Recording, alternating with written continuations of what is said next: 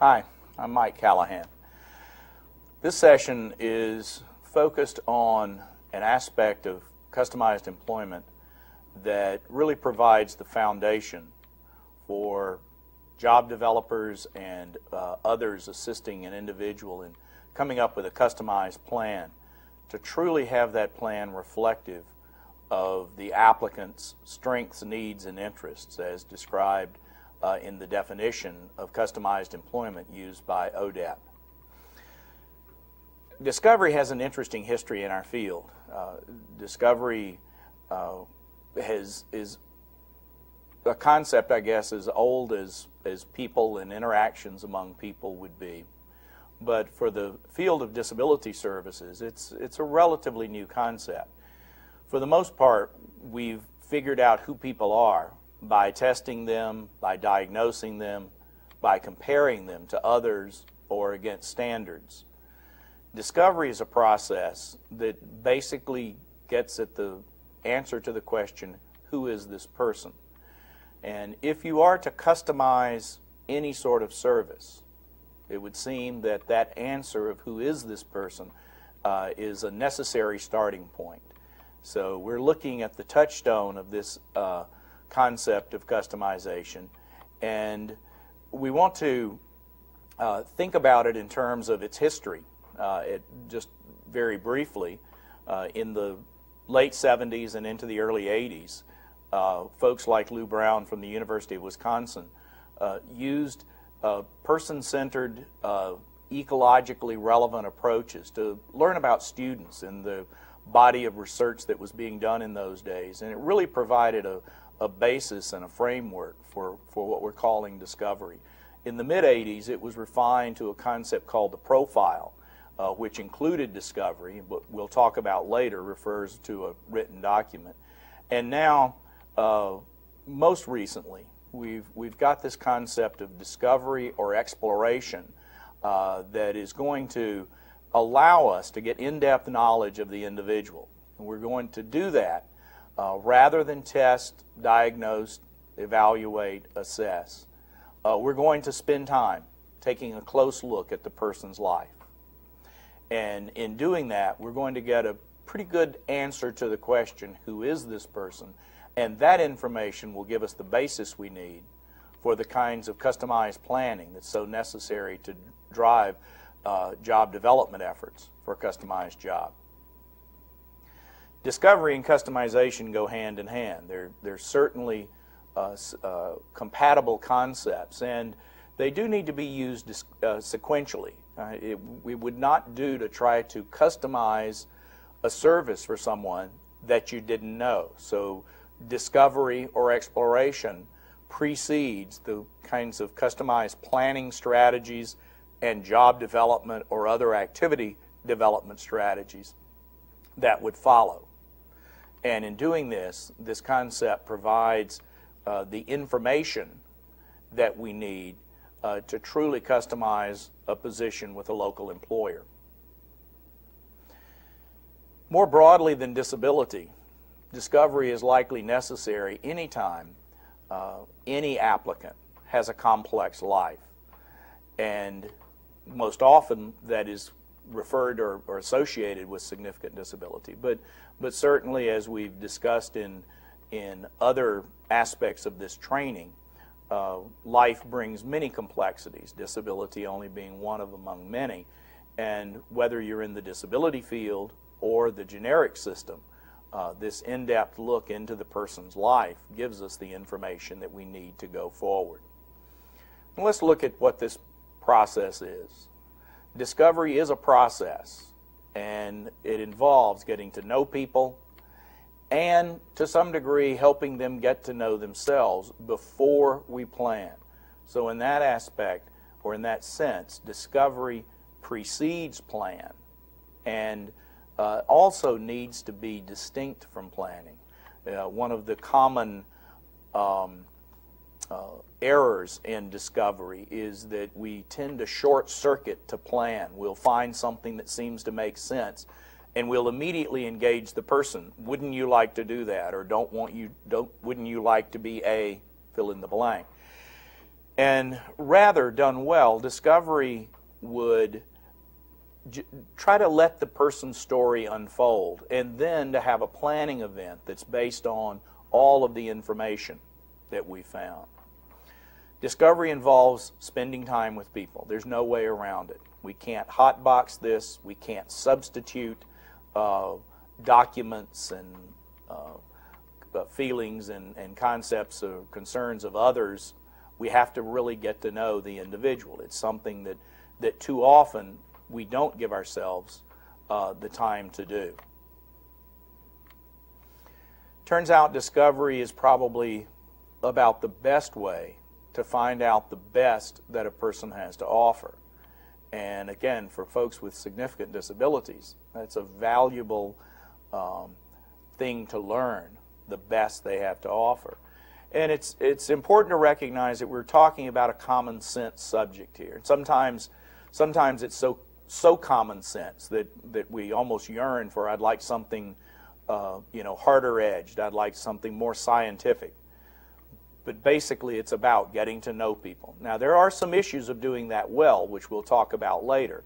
And there are further issues of accounting for the time that we spend, which get to look maybe a bit more like some of the strategies that we've used in the past. But regardless, discovery is simply about getting to know people and who they are. Discovery provides us a way to churn up, to identify through a process of relationship the unique contributions that people have who might not compete as well as others, and especially for folks who, for whom employers and supervisors and coworkers might not clearly see their competence on the surface. We have to bring the perspective of a more in-depth discovery approach to help them understand what a person can really offer, especially in a work setting. We found that discovery is significantly enhanced when we get to know people in places where they are most who they are. And think of all the ways that traditionally we've gotten to know people. We bring an individual into a testing situation or into an assessment situation. They build performance anxiety. They are uncertain about their surroundings and the people who are wanting to know the information from them.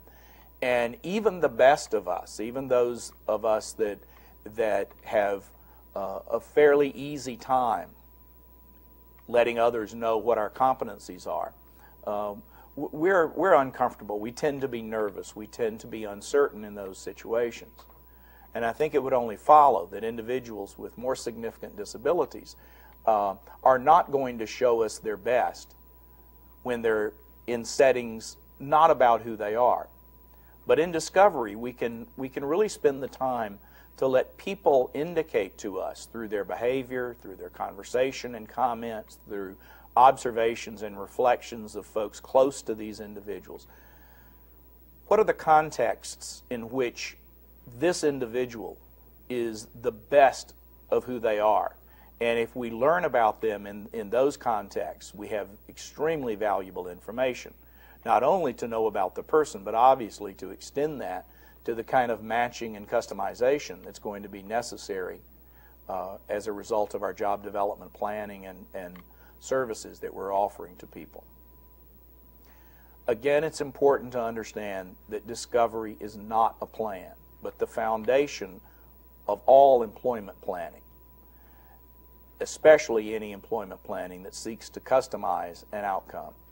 And so in this sense, discovery is extremely compatible with the concepts of self-determination, customer choice, because basically the plan is coming from and is of the individual.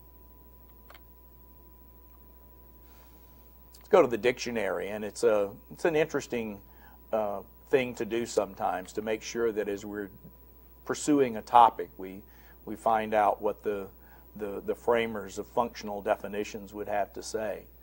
And we find that discovery is to gain insight or knowledge of something previously unseen or unknown, to notice or realize, to make known, reveal, or disclose. these are some interesting ways to understand discovery and to understand our role in relation to people with disabilities.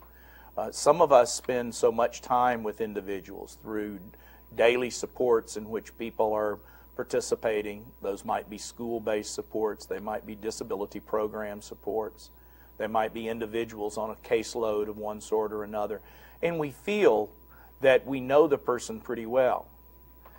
If we can imagine that there's something additional to be made known, to reveal, to disclose, then people have something to teach us.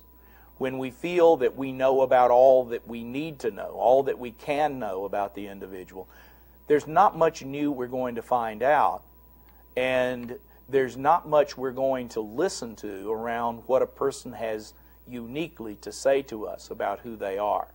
So one of the things that discovery asks us to do is to literally give into it, to imagine that there's more information about a person and more important information about a person than we already know. And only in that sense does the individual really have an opportunity to let us know who they are as being unique, not only from other people, but unique from the perceptions that we might already have of them. Some of the complexities associated with discovery is that it might seem on the surface as simple as sitting down with a person across a table, in an office, across a desk, or in some other setting, and simply asking the question, tell me what you want. Tell me what's important to you. I'll see if I can get that for you. All of these are concepts or strategies associated with asking. There's absolutely nothing wrong with asking. Asking is an important component of discovery, but it is definitely an insufficient component. For some folks, asking works very well, and so I would ask almost anybody a set of questions. But for other people, this concept can actually be an obscuring concept, that is, asking. And for instance, at times people give different answers to different people that that are asking them questions. So if I ask today, what are you really interested in for work, I might get one answer, and another person might ask that same question, say a parent or a friend, and get a totally different answer. That happens often, and it's understandable in life. People are uncertain, and they often tell us what we think that we want, what they think we want to hear. The same person can give different answers at different times, regardless of who you're talking about or who you're talking to. Their focus, their verbal answer shifts from day to day. And also, and this occasionally happens in various aspects of interaction and employment, people will sometimes find themselves in a group, and they'll tend to give different answers within a group context, obviously worried about what people think and how other people feel about their answer, than they would on a one-to-one situation. So the point that I'd like to make about asking is that we certainly want to ask questions of people, but we want to go further, that people's lives really give us an additional clarity that people's words might not give us. And so discovery utilizes but goes beyond the issue of asking. Before I get off of this issue, I'd like to make one more comment, and that is the most often asked question in employment is, what do you want to do? And that's one of the trickiest, almost pitfall-laden questions that a person can give an answer to. Personally, speaking for myself, I've really never quite known how to answer that question. Even as I matured and people would ask me, well, Mike, what are your plans 5 years from now, 10 years from now? I'd often make up an answer just because I felt like I was expected to know the answer to that question. But I find, certainly I'm not the only one who would feel this way, that other people feel that these are some of the toughest things to know. You're going to be much better off learning about me, finding out who I am and how I live my life, than how I might answer one of these lightning rod questions. The other aspect of that is that when we ask about employment, it usually evokes a rather narrow answer. In other words, a person is, I think we condition people to answer those questions in relation to job title, job slot. And people shoot the moon on this. I mean, they don't hold back. We ask a question like, what would you like to do? And then we get an answer, well, I'd like to be a police detective, or I'd like to be an astronaut, or I'd like to fly a jet plane, or I'd like to be a doctor. All reasonable things for anyone to want to do. But what happens is that the universe of possibilities actually becomes narrowed as the specificness of the answer is laid in front of us. And to further complicate the issue, when we feel that a person's response to our question isn't feasible, then we spend the next month or 2 months trying to talk them out of the answer that we've just asked. And that doesn't seem to be at the basis of good self-determination and person-centered planning.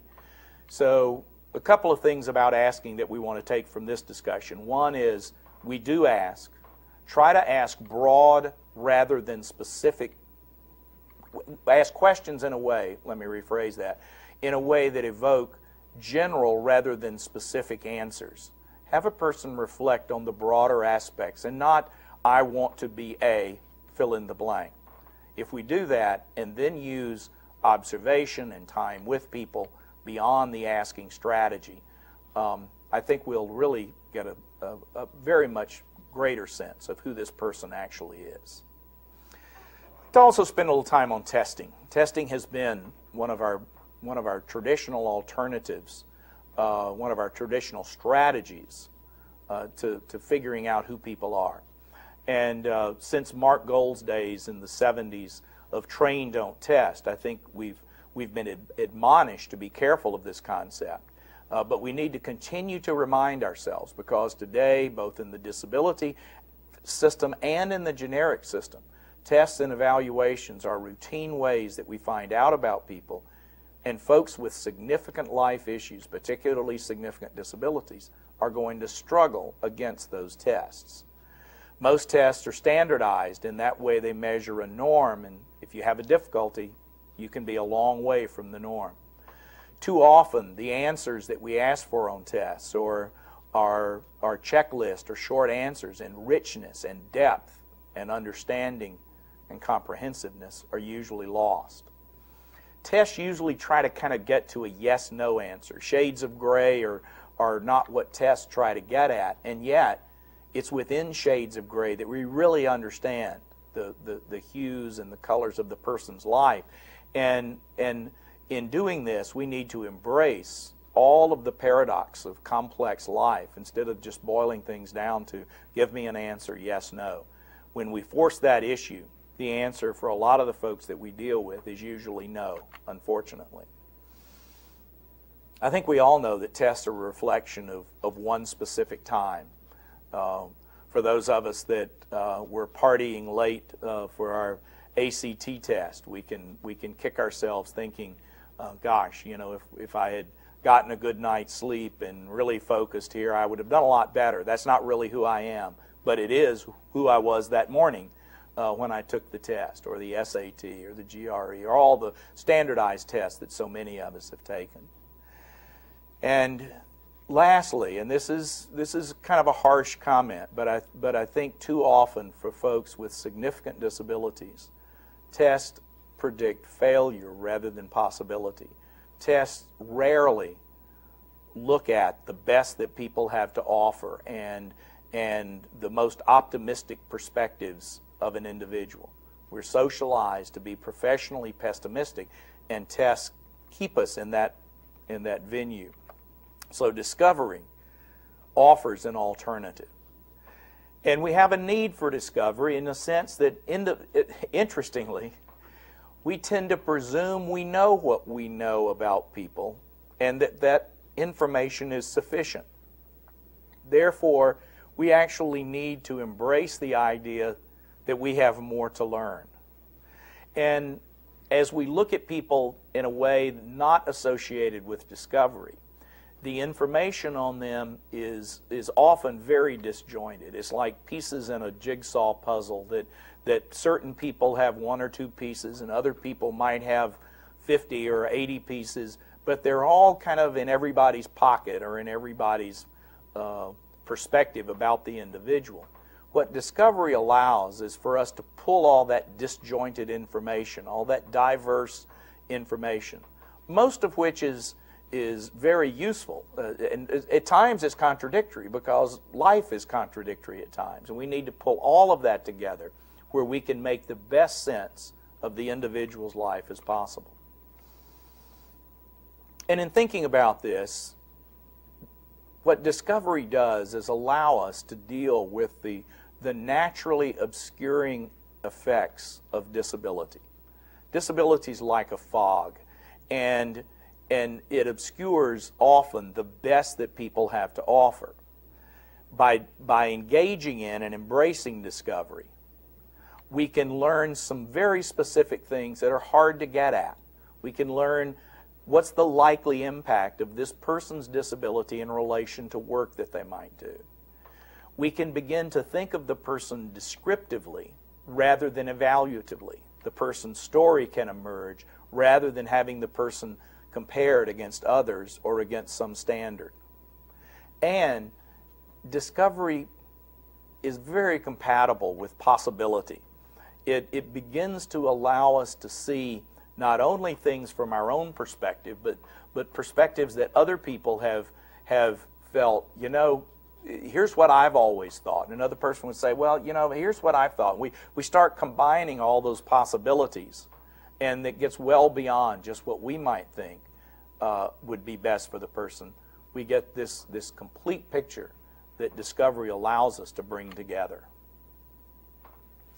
The next graphic is going to give us a perspective of, it's kind of the iceberg model of discovery. We really only get to know just kind of the surface level of who people are, either because we don't know them beyond our professional relationship, or they're guarded and would really not prefer for us to dig any deeper.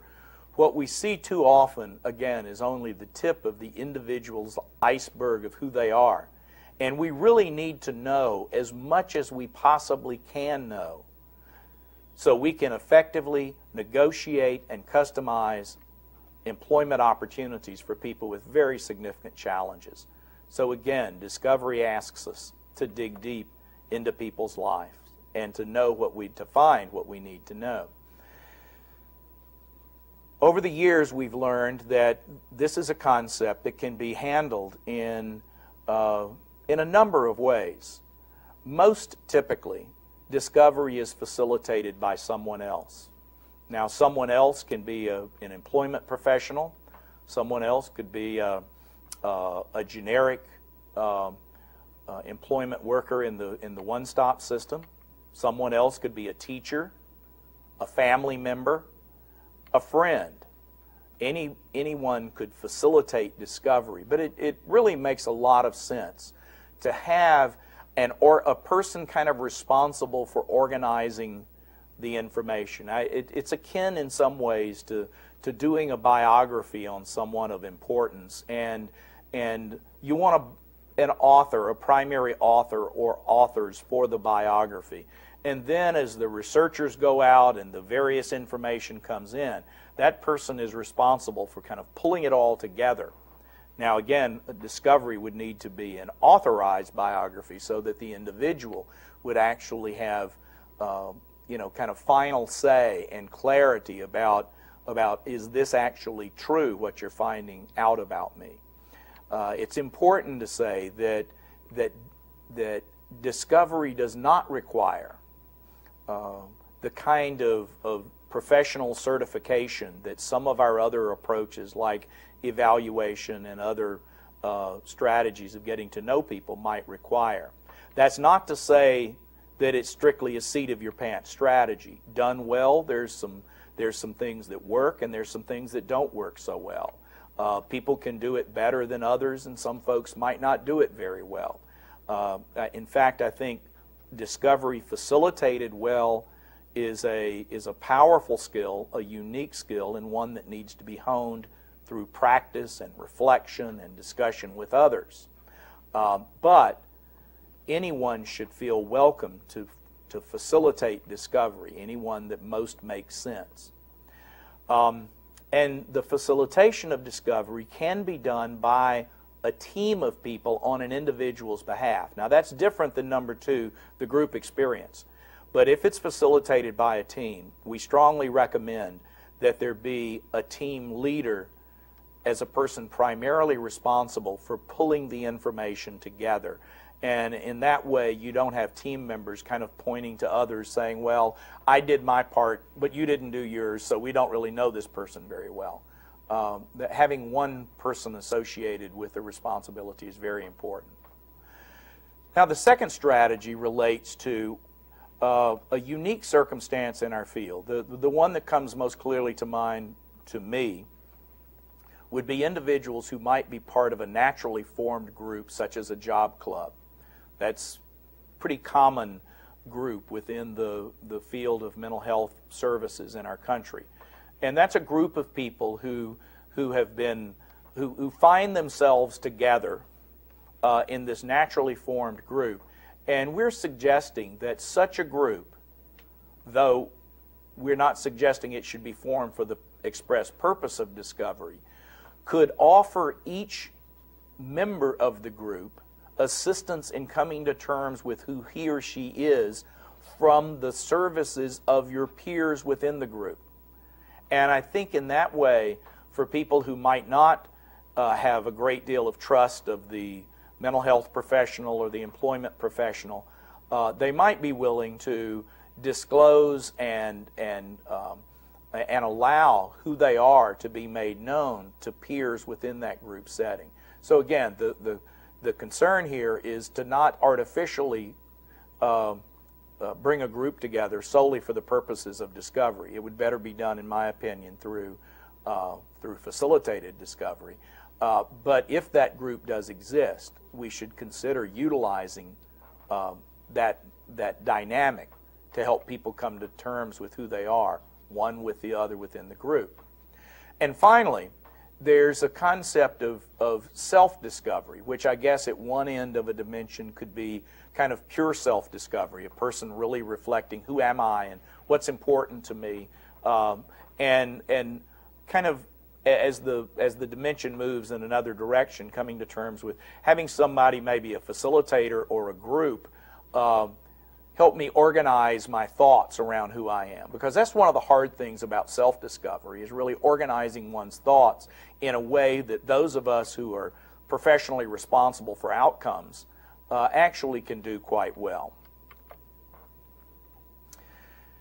And there are actually some tools of discovery that really are the time-honored tools of qualitative researchers. Discovery borrows heavily on qualitative research procedures rather than quantitative research procedures.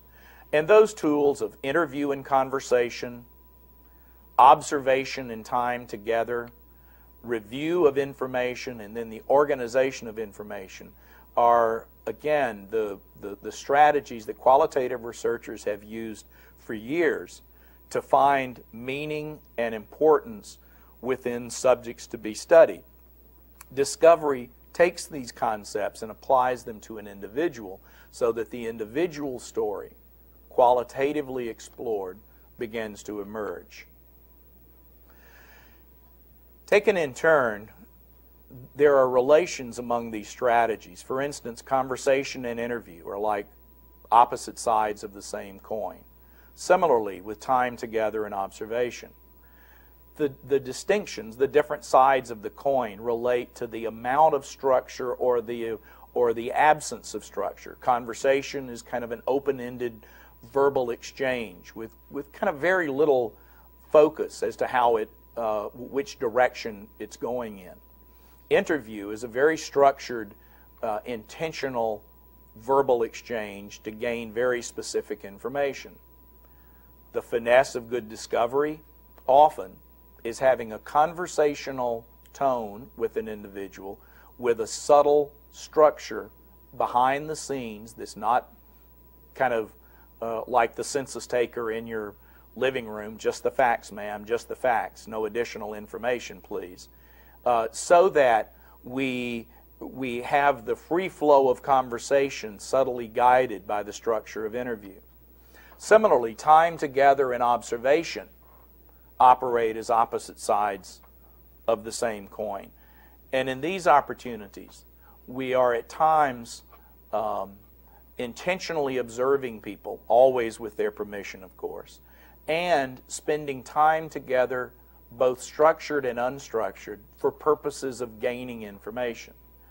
And these opportunities are again operating similarly. In the time that we spend together with an individual, we want to have the subtle aspect of keen observation, even though we might be playing out that interaction, driving in an automobile, attending a sports event, having a cup of coffee with the individual at a local cafe in the afternoon, and chatting. By the way, let me go back to the first two, because I referred to these mostly in terms of our interactions with the individual. And certainly discovery goes beyond just the individual and asks us to focus on people who are important in the person's life. So a lot of our interviews and conversations we will be having will be beyond our direct interaction with the individual, but fully with that person's approval and direction as to who knows me best. Who would I turn to write my story? We want to know those people. The next set of strategies involve some very intentional participation with an individual in various contexts, both familiar and novel. In those strategies, we're actually intentionally spending time with a person first in places that they're most familiar, so we get a sense of comfort and skills and the various ways that a person deals effectively in environments in which they're most comfortable.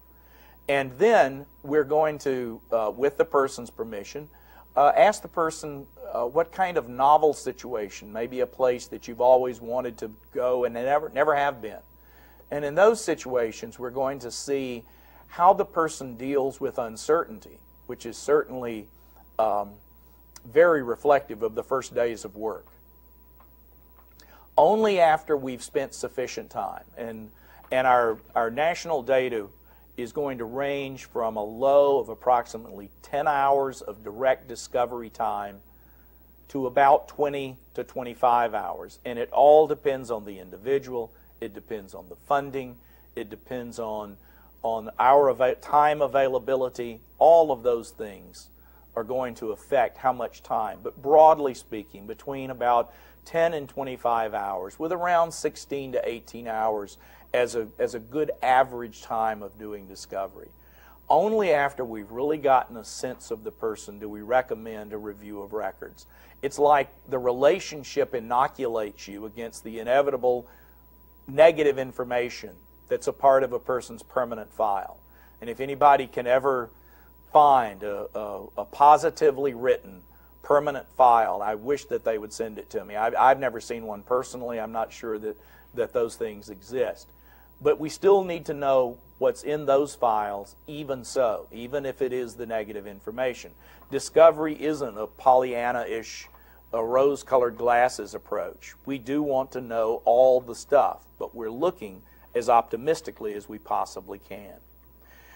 And then only when these situations, the previous situations, are not sufficient, do we suggest either standardized or structured situational assessments or targeted evaluations to answer any unanswered questions that discovery could not provide us.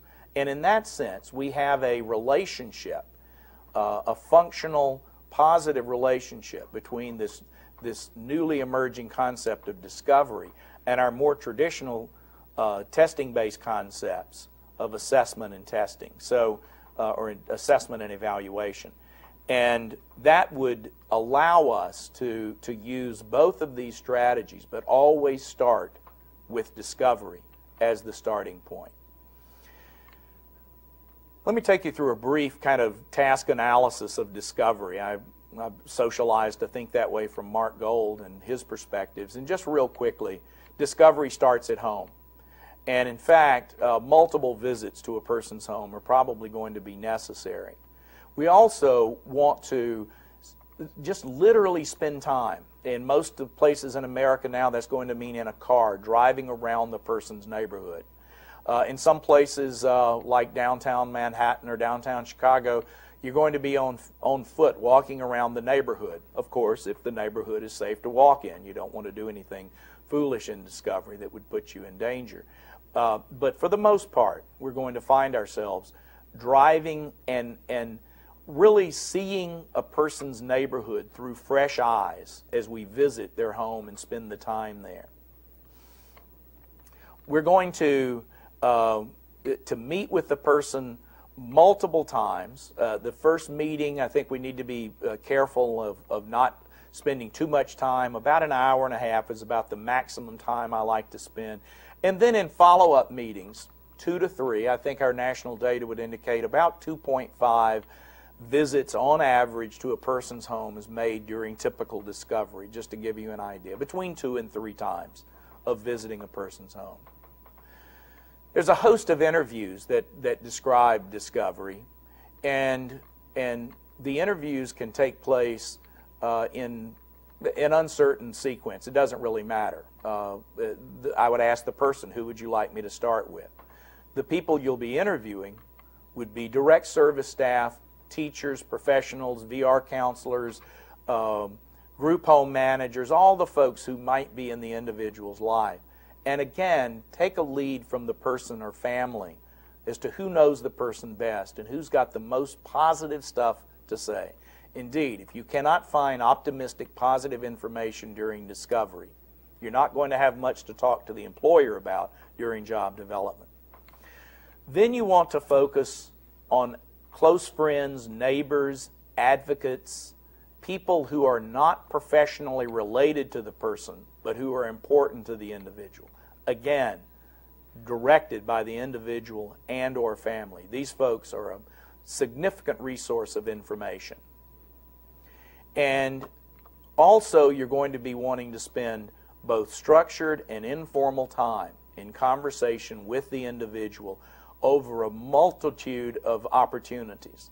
You might see a person during discovery as many as 6 or 8 times, including at their home, at your office, at various contexts within the community, and all during that time.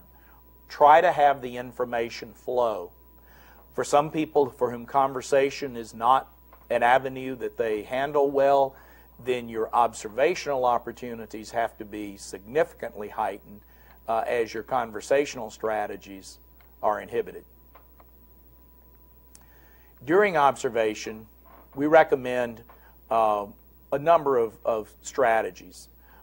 We do recommend some rather formal observations, fully with the person's awareness and their permission, at wherever they are, in the type of activities that describe what they do during their day right now. It's insight into those activities, and I particularly like anything that might be work-focused or repetitive, in a way just to give me some insight into what work might look like.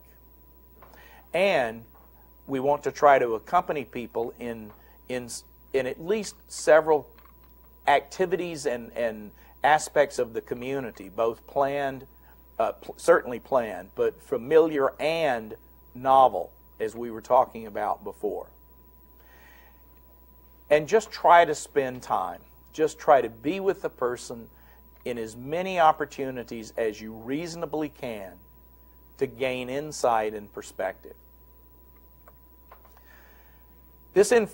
All this discovery is going to lead to the need to capture the information that's written. In the past, we've called this a profile. We'll still refer to this today, but we've referred to the entire activity in the past as the profile activity. But would like to distinguish a profile as really a descriptive picture of what you learned during discovery. And it's necessary for a lot of reasons. We're going to develop positive and useful information we're probably going to use some sort of format. You can choose that which works best for you. And over that time, you're developing and accounting for the relationship that came to be during discovery. And in this sense, the profile report often can actually be an alternative to the sort of testing and evaluation reports so often required by our field in terms of having someone seen as appropriate for employment. The profile document can be a substitute for these reports. There's some good reasons to do a profile. One is we got a lot of information we have to capture. We got to get it into some form so people can know it. Two, somewhere we have to find the passion that's going to drive our job development efforts. And often, by writing positively and descriptively about a challenging person, you can find just that passion. Writing a profile helps us come to terms with the contributions a person has to make or can make in a company. We can prepare for the kinds of conditions that they must have in order for employment to be successful. We actually get those on paper as a basis and a foundation for our employment plan. And we account for and identify their range of preferences and interest areas related to employment. The profile allows us, or any kind of capturing or writing about the profile, allows us a descriptive way of actually preparing for job development. If we can get beyond the banal sort of "this is a nice person" to something like, how would you like to hire somebody who comes into their workplace each morning, rolls up to each person, smiles, and says hello? Now, we could label that as friendly, but if you describe it, you've got a powerful soundbite that most employers would find very intriguing. And ultimately, the written document pulls the puzzle pieces together into a format that others can look at and say, gosh, I'm seeing aspects of this person that I didn't know. Some of you will say, no, the writing just doesn't fit for me, and you might want to have an alternative to the written profile. Think about using a format like a profile form just as a guide for your note-taking.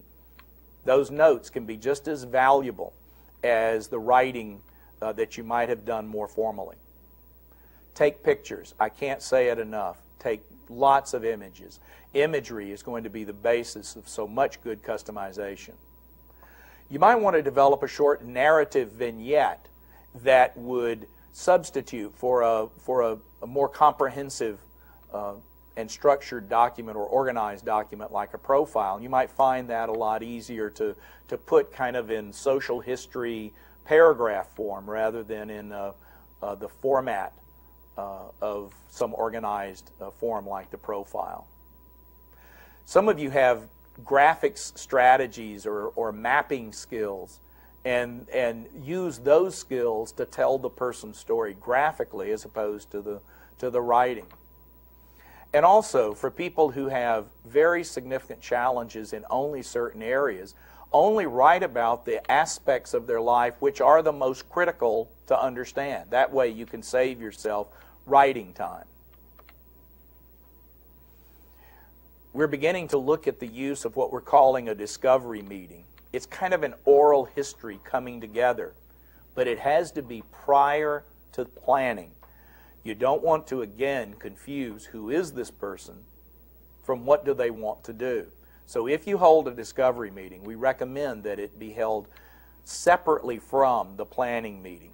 But this kind of oral history can really save us a lot of time. Now, it only makes sense if somebody's paying for this, that somebody keep notes, that you have a scribe, maybe graphically, or like a secretary keeping meeting minutes. So at least you capture all of the information. You could record it, you could tape it in a way that you have that information held and be able to be used by planners. And finally, we might recommend an informational portfolio similar to a presentation portfolio, which we'll discuss in another aspect of this training. Kind of an image, almost using a PowerPoint approach like this presentation to capture the best of who a person is. Some of you would find it much more friendly to go through a set of PowerPoint slides, mixing narrative description and images than you would to deal with an in-depth form. I hope that this discussion has allowed you some insight into the importance of discovery, exploration, and then some strategies for capturing that information and how important it is for us to come to terms with this information before we help people plan. Thank you very much.